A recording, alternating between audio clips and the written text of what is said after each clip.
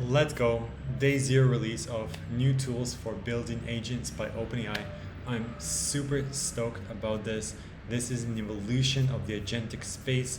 Here I will drop you some alpha, pun intended, of what you need to know about how to use OpenAI's latest agentic framework. This release is major. This release is significant because it deprecates many of the previous releases we've seen from OpenAI, but it not only does that, it introduces a new paradigm, a new framework for developers, for companies who want to use the tech. So let's get into it. March 11th, we have an evolution, people, of the platform to build useful and reliable agents. Anthropic did a great post on the building effective agents. So this is something that I have talked about on this channel. If you haven't already, check out one of my previous videos in the channel and you will see me covering effective agents by Anthropic, where they break down not only how to build AI agents, but how to build agentic workflows. Here we have a similar release, useful and reliable agents. I love this play on words by OpenAI. This is a new release that is similar to what Anthropic team has done for defining best practices. But not only that, OpenAI team goes ahead and actually implements an SDK, evolves their existing SDKs, and we'll see what that looks like in the road plan as I cover this. So if I scroll down here, of course, we can try it out in the playground. If we open up the playground here, we see there it is, the responses API as a new API endpoint that was released today. This is a release that essentially allows us to use not only large language models, not only chat completions, but also give context, give functions to those agents and use tools for those agents. So in this case, we select the model, that could be GPT-4o, 4o mini, and then we specify the tool. And I'll show you what the tools are available, but for the day 0 release, we have the ability to do a file search, web search, and computer use or function. In this case, something more custom here. We can also generate a function here, quite convenient. Define a system message or developer message, type the user message or prompt, and hit go. So this is quite convenient for testing, and so definitely use the playground found on the platform of openai.com to be able to quickly test out this new API. So if we scroll down, we do see this very incredible looking workflow orchestrator and diagram. We've got the triage agent, CRM agent working side by side, and we do this execution of that task. So if this involves 3 elements, so guardrail, being able to essentially create safety checks on the agent itself. We've got an endpoint here where we're posting, meaning making a request to the responses endpoint with a post command, and then we've got a handoff to the CRM agent. So 3 tasks essentially showing how an agent is doing things behind the scenes, the triage agent, and of course then delegates to the CRM agent, which completes the entire workflow here. So today we're releasing the first set of building blocks that will help developers and enterprises build useful and reliable agents. I would say it's not really the first set. We've seen the agency swarm by OpenAI already, and they do allude to that in this blog post as well. Let's see if we can find it on the bottom. There we go. This is actually quite significant. Swarm was their previous attempt. If you haven't seen it already, check that out. This is something that they've tried 5 months ago, and this was their experimental release, and of course it was meant as an educational tool at the time, and yet it still is in that state. So 5 months ago, they had a significant update, which they call Swarm. It was meant to solve a lot of the problems that multi-agent systems had tried to solve, and now it's going to be replaced by OpenAI Agent SDK, and of course this will also be outlined in the blog post here. So the new SDK, it simplifies, hey guys, it simplifies the orchestration or management of multi-agent workflows, meaning 2 or more AI agents talking to each other, and offers significant improvements over the previous experimental release of Swarm, which came out last year, of course 5 months ago, which I would say was adopted by the developer community. I wouldn't call it widely adopted. They didn't really have that many releases, so I think they're stepping over the line here by saying widely adopted. But of course, OpenAI and everyone's gonna pay attention to what they say. I am. So if we come back into the release here quickly and we scroll down, what's changing, guys? So number one, we've got the announcement of Responses API, which I've showed you already through the playground. Number two is we've got the ability for agents to use the tools that I mentioned: web search, file search, and computer use. Computer use came out last year as well. We've seen web search for a while. File search is super cool, and these are definitely synergistic. Web search is an agent that goes online. File search is an agent that is locally running on your computer. Computer use is also on your computer.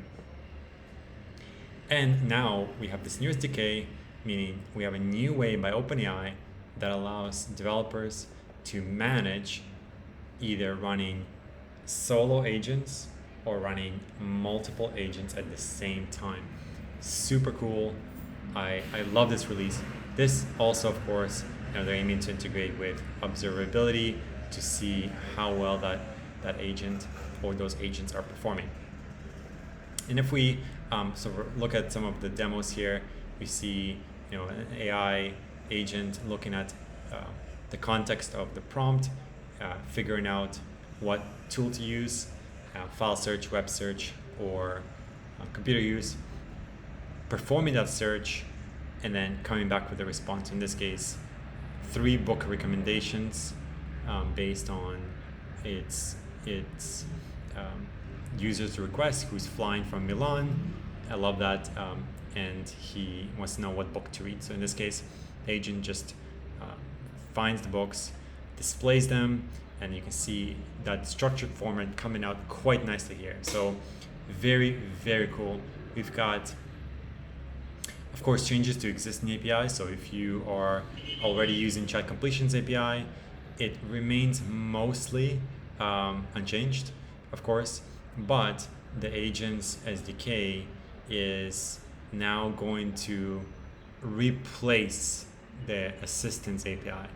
And I mean replace. So Assistance API, for those who have been living under the rock, is essentially Chat Completions API with lots of wrappers on top, lots of convenience, and lots of tooling that made development way easier. That includes incorporating vector stores, embeddings, knowledge bases, and some of the more agentic aspects of running agents in production. So Assistance API, as great as it was, it always felt incomplete, at least from my perspective. It did help in solving many of the problems that myself and others face when it comes to developing agents, but there was always something missing from it. And from their own reflection, they recognize that Assistance API is going to be deprecated. So coming mid 2026, they're sunsetting the Assistance API. Okay, so guys, let's reflect on this.